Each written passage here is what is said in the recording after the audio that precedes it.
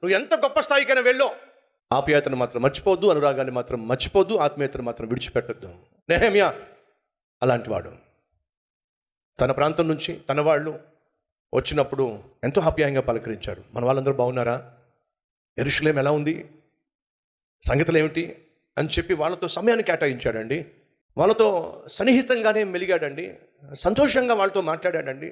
బిజీగా ఉన్నట్టుగా బిల్డప్ ఇవ్వలేదండి. గర్వం సాధారణంగా ఏం చేస్తుందో తెలుసా?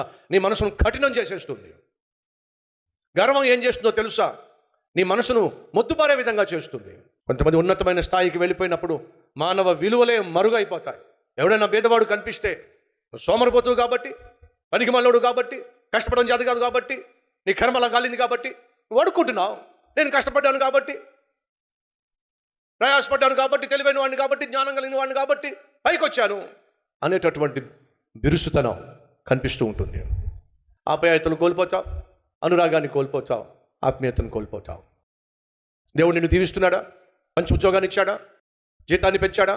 ఫలితంగా ఒక మంచి కారు కొనుక్కోగలిగావా? ఒక మంచి ఇల్లు కొనుక్కోగలిగావా? కాస్త బ్యాంక్ బ్యాలెన్స్ పెంచుకోగలిగావా? మంచి హోదా, మంచి పరపతి, మంచి ఇన్ఫ్లుయెన్స్ నీకుందా? సంతోషం, దేవుని మహింపరచో. అదే సమయంలో ఆత్మీయతను మాత్రం విడిచిపెట్టద్దు, ఆప్యాయతలను మాత్రం మర్చిపోవద్దు.